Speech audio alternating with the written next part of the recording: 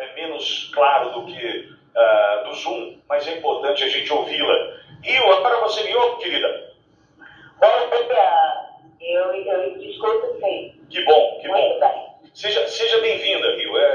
Muito obrigada. Obrigada pela oportunidade. Não, nós que agradecemos a tua coragem, né, e a oportunidade que você nos dá. Rio, vamos voltar ao dia 8 de janeiro. Vamos voltar àquele momento triste onde muitos brasileiros inocentes foram presos injustamente. Onde você estava no dia 8, Rio? Então, eu saí do meu estado, né, e fui a Brasília, primeira vez em Brasília, e cheguei em Brasília entre 3h30 e 4 da manhã no domingo. E às 5 horas, mais ou menos, eu estava presa. Foi muito triste. Foi uma manifestação pacífica, como sempre foram as manifestações, né, de direita limpa e ordeira. E aí aconteceu essa tristeza, né, com todos nós. Rio, a gente conversou aqui dias atrás com a filha da Dona Jupira. Dona Jupira, a primeira condenada, 14 anos de prisão, e ela estava dentro do prédio do Palácio do Planalto para se defender ou se proteger das bombas que eram lançadas, né, pelos helicópteros, inclusive. E a Dona Jupira levava ali uma garrafinha d'água e o seu RG. E assim ela foi presa, né, e agora condenada a 14 anos de prisão. Onde você estava quando foi presa? O que aconteceu, Rio? Então, eu fui presa no Palácio do Planalto também, né? Eu fui presa com uma mochila cheia de doce. Cheia de doce? Barrinha de cereal, água e biscoito recheado, enfim, guloseima. Passei pela barreira, pelo cordão dos policiais que estavam revistando, né, as mochilas. Fui revistada até por uma policial também, né? Ela viu os meus bolsos, o bolso da minha calça jeans, a perna da minha calça jeans, e me liberou. E eu segui adiante, e lá tinha policiais também, muita gente chamando quem estava do lado de fora para entrar, e eu entrei. Cometi um erro, talvez o meu erro tenha sido uma frase. Sim, eu entrei porque achei que não tivesse nada demais, já que estava lotado lá dentro, né? Então eu entrei. Quando eu cheguei lá dentro do palácio, eu realmente vi que estava tudo quebrado, né? E quando eu pensei em sair, já não dava mais, né? Eles estavam jogando bombas, spray de pimenta, gás, e não tive como sair. Rio, então, eu vou te interromper só por conta de um ponto que você trouxe agora, que é importante. Sim. Então eu vejo como uma verdadeira armadilha, porque se você entrou achando que você estava se protegendo e percebeu que em determinado momento você não podia mais sair, é uma armadilha, é uma ratoeira, né? E foi uma armadilha mesmo, a gente realmente caiu numa arapuca, entendeu? Armada da maneira mais sórdida e covarde, entendeu? Agora, e infelizmente não tive mais como sair. Rio, e aí? Vocês foram levados, nós conversamos na semana passada aqui com uma colega tua, uma brasileira, que disse que na mesma situação, aí foram levados, no caso dela estava no Congresso, estava ali no Senado, no plenário do Senado, foram levados por um pátio, um estacionamento, e dali para frente toda a barbárie que a gente já conhece. No teu caso, que estava no Palácio do Planalto, para onde vocês foram levados e como você foi tratada? Então, quando eu achei lá dentro uma tomada. Por quê? Porque eu estava sem bateria e eu sabia o que estava acontecendo lá fora, né? Eu vi o que estava acontecendo lá fora. O confronto é um cenário realmente de guerra. Então, eu achei uma tomada lá e botei meu telefone para carregar, que estava descarregado, só para avisar a minha família que, na medida do possível, diante daquele cenário de guerra, eu estava bem. Meu filho estava em casa preocupado. Minha amiga que estava com ele estava muito preocupada. Então, eu coloquei meu telefone para carregar ali e carregou 5% apenas. E eu consegui ligar para casa. E lá de cima para baixo, atirando bala de borracha na vidraça do Palácio do Planalto.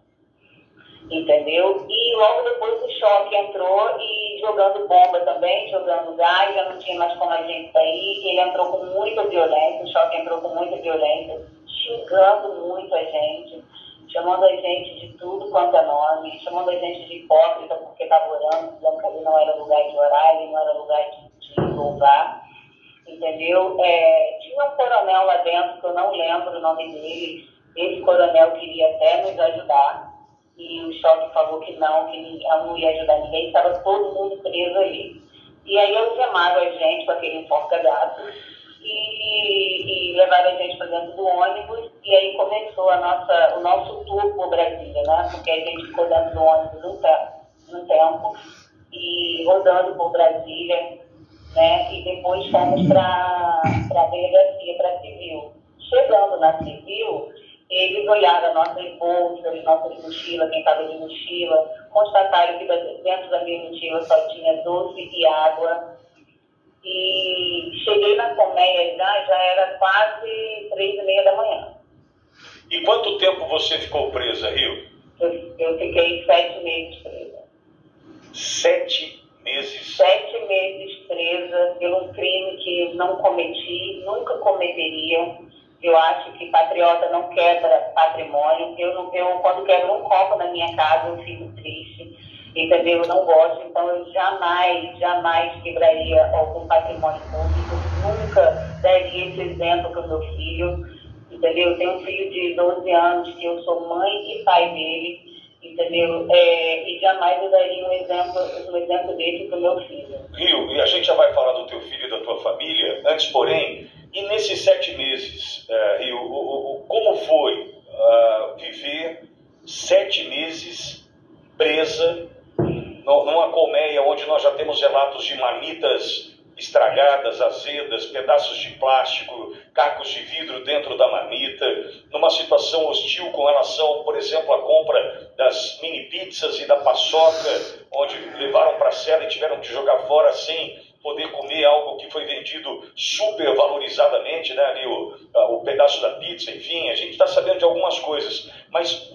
como você passou esses 7 meses ali na colmeia? O que você traz de mais importante ou mais assustador, mais triste desta tua passagem pela colmeia, Rio?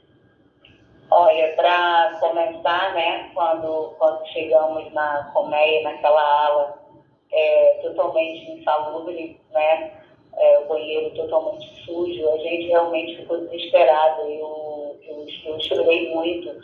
A minha ficha ainda não tinha caído, porque eu estava presa, né? Eu passei 7 dias com uma calça jeans sem a parte de baixo, porque eles tiraram quando eu entrei, né? E passei muito mal lá dentro.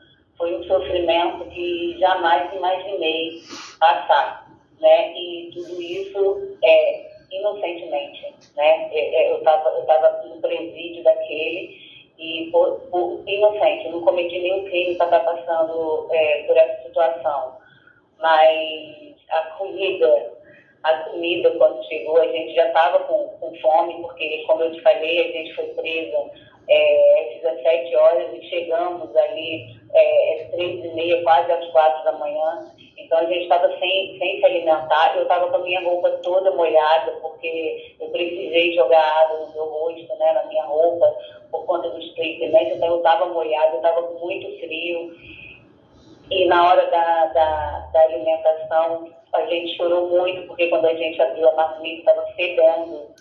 A marmita estava com um cheiro insuportável, então a gente só fechou de volta e jogou fora.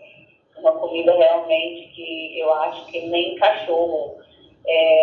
Eu resgato o animal de rua para ajudar, e eu jamais teria coragem de dar uma comida daquela para um cachorro de rua. Ô Rio, também tem relatos com relação à higiene pessoal. Você disse, por exemplo, que pediram para que tirassem a calcinha, não é? Você falou parte de baixo, eu vou usar o termo aqui. A calcinha, e outro dia, uma outra presa trouxe o mesmo relato, dizendo que simplesmente porque ela usava uma calcinha verde. A justificativa não é verde, pode tirar. Eu queria entender qual é a justificativa para deixar alguém sem a sua roupa íntima, né, num momento como esse. E também temos o relato de dificuldade de acesso ao absorvente íntimo, onde algumas presas tiveram que reutilizar ou trocar. Né? Pode usar aí também, porque isso de fato aconteceu, Rio? Aconteceu. Eu dou graças a Deus, porque nesse tempo eu não estava menstruada, então, porque se eu tivesse, ia precisar fazer isso também. Mas muitas mulheres lá dentro fizeram isso sim. Quem sim pôde ficar, de repente, com uma calcinha que era branca, trocou, deu, né, doou a sua calcinha para quem estava menstruado, entendeu? E aconteceu isso nesse dia. Eu dou graças por não estar menstruada, mas eu tive que deixar minha calcinha porque era preta, então eu tive que jogar fora. Então, me explica. Jogar fora, na hora assim que eu entrei, jogo fora, porque essa retenção eu fiquei só com a calça jeans, sem a calcinha. E durante 7 dias eu fiquei sem calcinha, usando uma mesma calça jeans, porque eles não tinham roupa para dar pra gente. Eu queria entender o motivo pelo qual, mas vamos lá. Eu já vou abrir para o Cláudio e para o Emílio aqui, nossos comentaristas, mas eu vou para a família agora, porque você disse ter um filho de 12 anos, onde você é pai e mãe, né? Como ficou o teu filho durante os 7 meses? Quem cuidou? Como foi o teu retorno? Agora, dá o medo que paira sobre a tua família diante da possibilidade de ser condenada por um tribunal que tem a mão pesada e condenou a dona Jupira, por exemplo, a 14 anos. Enfim, como ficou o teu filho nesse período e como vocês estão vivendo agora, Rio? Olha, ele não ficou nada bem. Desculpa falar desse assunto do meu filho, realmente Eu imagino. me entristece bastante, porque ele não ficou bem. Meu filho chegou a dizer que não queria mais viver, se fosse para viver sem a mãe dele. A gente nunca tinha se separado. E saber que o meu filho tinha perdido a razão de viver, isso me entristeceu bastante. Hoje ele está fazendo tratamento psicológico, psiquiátrico também, inclusive com uso de medicamento, por causa dessa prisão totalmente injusta. Prender uma mãe, tirar uma mãe do seu filho dessa maneira. Foi muito triste e ainda está sendo, mas com fé em Deus, essa história vai mudar, porque lá em cima tem um Deus que não dorme. E Ele vai nos justificar, porque Deus sabe que somos inocentes. Rio, ali tinham outras mães, e como vocês viveram esse momento longe dos filhos, Rio? Muito triste, e a gente procurou se apegar uma a outra, porque, como você falou, né, todas mães. Então, a gente podia entender o sofrimento uma da outra, então a gente se apegou a isso. Se você tem filho, eu também tenho filho, mulher tem muitas mulheres com netos, né, algumas com bisnetos, e essa parte que envolvia nossos filhos, nossas crianças, realmente foi a parte mais difícil de conviver naquele lugar, apesar da fome, da sede, do frio, mas a preocupação aqui fora com os nossos filhos, realmente essa foi o pior sofrimento. Em algum momento você está naquele lugar horrível. Em algum momento você teve contato com teu filho? Ele foi te visitar? Não. O meu filho conseguiu me visitar no tempo que eu já estava saindo. Ele me visitou numa semana, 2 semanas depois eu saí. Eu recebi o alvará junto com outras mulheres. É inacreditável. Rio, nós tivemos o desprazer de acompanhar uma fala da então presidente do Supremo Tribunal Federal, Rosa Weber, dizendo que numa visita à colmeia junto com Alexandre de Moraes, ele foi aplaudido e ovacionado pelas presas que juntas fizeram uma oração para ele. Você viveu esse momento ali? Não teve esse aplauso. Eu vi quando ela falou e fiquei muito indignada. Ela falou de uma maneira debochada ainda, e ele estava rindo também, e eu fiquei muito indignada com isso. Isso não aconteceu. A oração aconteceu sim, porque todos os parlamentares que iam ali, a gente sempre finalizava com uma oração. E com ele não foi diferente. Então a gente finalizou essa ida dele lá com uma oração, a oração do Pai Nosso. E foi isso, não teve aplausos, ele não foi ovacionado. Você imagina, a gente teria que ser o quê para ovacionar e aplaudir um homem que estava mantendo a gente ali naquela nossa situação, aplaudir um ser humano que se diz humano, né? Manter mulheres, mães, avós, né? numa situação daquela, e no final das contas ainda ser aplaudido, isso não procede. Rio aqui, o Cláudio comigo. Cláudio, Rio, Brasil, na tua escuta. Bom dia, senhora. Rio Brasil, nesse Brasil da democracia, que a gente precisa usar um codinome para poder preservar a senhora. Primeiro, só para resgatar rapidinho para a audiência, a senhora chegou em Brasília perto das 15 horas? Não, de madrugada, e o efeito ela foi presa às 17 horas, chegou na madrugada. Sim.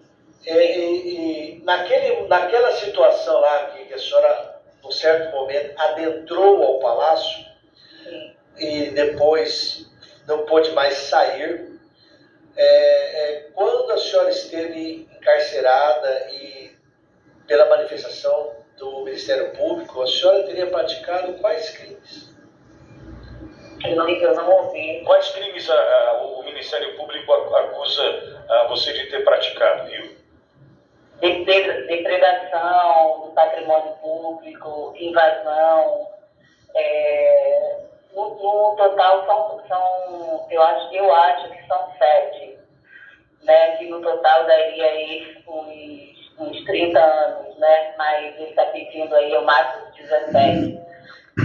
Totalmente injusto e incabível isso. O seu advogado ou sua advogada estão tendo pleno acesso ao processo, ao inquérito? Sim, estão tendo sim, né? Não só a minha, mas advogados das minhas amigas também, das meninas que estiveram comigo, acredito que os homens também estão sendo. Mas, assim, eles estão muito preocupados também, né? Porque eles não estão agindo dentro da lei, né? Então, às vezes, o diploma dos nossos advogados está sendo jogado na lama, né? Porque eles estão agindo, vão botar dentro das 4 linhas, mas isso não está acontecendo do outro lado.